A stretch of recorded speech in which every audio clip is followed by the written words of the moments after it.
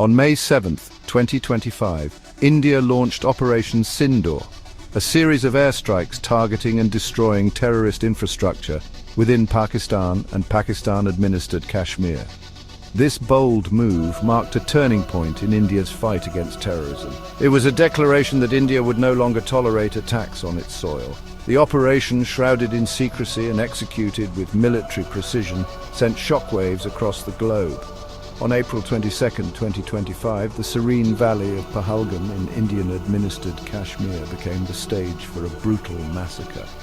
Militants, suspected to be members of the Pakistan-based Lashkar-e-Taiba, opened fire on unarmed civilians, leaving behind a trail of blood and tears. Operation Sindoor was not just a military operation, but a statement of intent. It was a message to the perpetrators of terrorism that their safe havens would no longer be tolerated. Nestled amidst the towering peaks of the Himalayas, Pahalgam has long been a sanctuary of peace. But on April 22, 2025, this tranquility was shattered by the deafening roar of gunfire. Armed militants, their faces hidden behind masks of hate, descended upon the valley, their sights set on unarmed civilians. The attack was swift and brutal. The militants, armed with automatic weapons, indiscriminately fired upon a group of tourists, killing 26 people, including 25 Indians and 1 Nepali citizen. The aftermath of the attack was one of chaos and despair. Blood stained the once pristine meadows as the injured cried out for help. The Pahalgam attack sent shockwaves across India, igniting a wave of anger and grief. To understand the roots of the Pahalgam attack and the subsequent Operation Sindoor, one must delve into the long and troubled history of the Kashmir conflict. The dispute over Kashmir dates back to 1947, when India and Pakistan gained independence from British rule. This land, with its breathtaking beauty and strategic importance, became a bone of contention between the two newly independent nations, leading to 2 full-scale wars and countless skirmishes.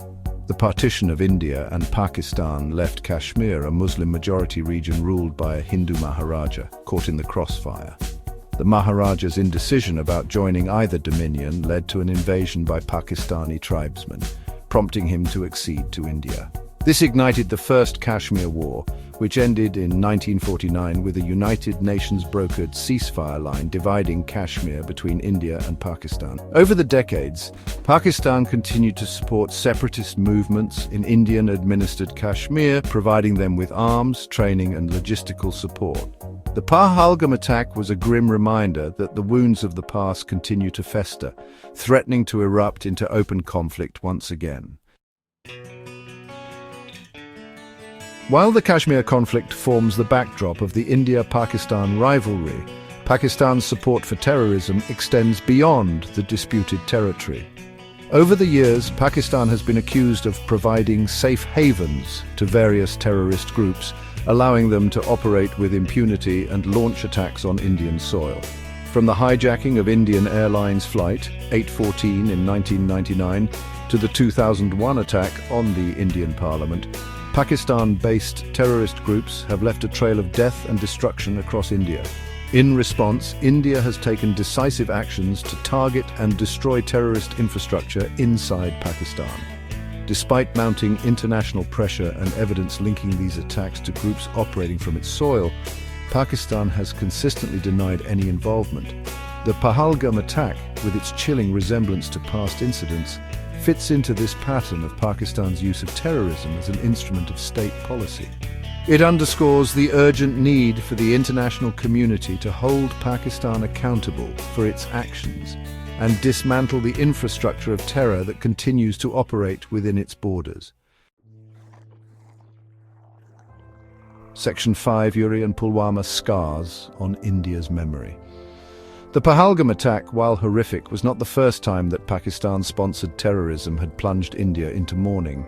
In recent years, 2 incidents in particular have left indelible scars on India's memory: the 2016 Uri attack and the 2019 Pulwama attack. These attacks, both targeting Indian security forces, exposed the vulnerability of India's defenses and ignited nationwide outrage, pushing India and Pakistan to the brink of war. On September 18, 2016, 4 heavily armed terrorists infiltrated an Indian Army Brigade headquarters in Uri, near the line of control in Jammu and Kashmir. The attackers, suspected to belong to Jaish-e-Mohammed, another Pakistan-based terror outfit, killed 19 Indian soldiers and injured several others in one of the deadliest attacks on Indian forces in decades. The Uri attack sent shockwaves across India, prompting the government to launch surgical strikes on terrorist launch pads across the line of control. Less than 3 years later, on February 14, 2019, India was once again shaken by a devastating terrorist attack. Section 6. The world takes notice. International reactions to Operation Sindoor. The audacity of Operation Sindoor, with its cross-border strikes, targeting and destroying alleged terrorist infrastructure inside Pakistan, sent ripples across the international community.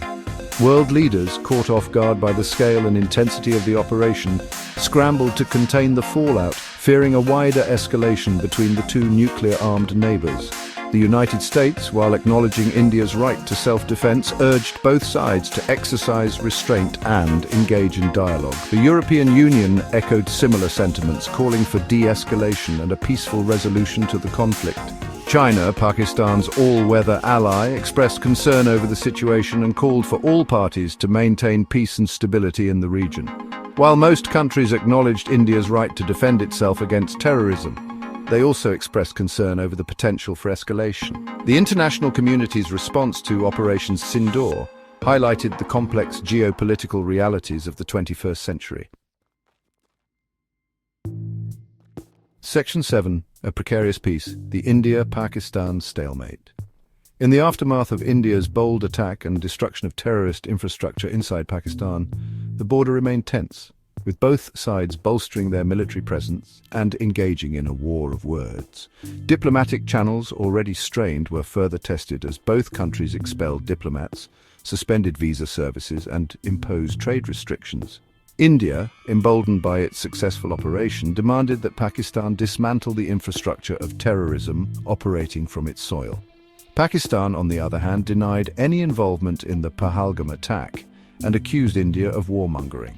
The international community's efforts to mediate between the two sides met with limited success. The situation highlighted the deep mistrust and animosity that has characterized India-Pakistan relations for decades. The standoff between India and Pakistan in the wake of India's decisive action is a stark reminder of the fragility of peace in South Asia. Section 8. The human cost of conflict. Voices from the ground. While the geopolitical ramifications of Operation Sindoor continue to be debated in diplomatic circles, it is crucial to remember the human cost of this conflict. Beyond the headlines and the political rhetoric lie the shattered lives of ordinary people caught in the crossfire. In the villages bordering the line of control, where the echoes of gunfire are a constant reminder of the tensions, people live in a perpetual state of fear and uncertainty. Farmers are afraid to tend their fields, children are scared to go to school, and families live with the constant worry of losing their loved ones. The conflict has taken a toll on the mental and physical well-being of the people, leaving behind a legacy of trauma and despair. The stories of these people, their voices often unheard in the corridors of power, offer a poignant reminder of the true cost of war and conflict. These stories, while representing only a fraction of the human suffering caused by the conflict, serve as a powerful reminder that war leaves no one untouched.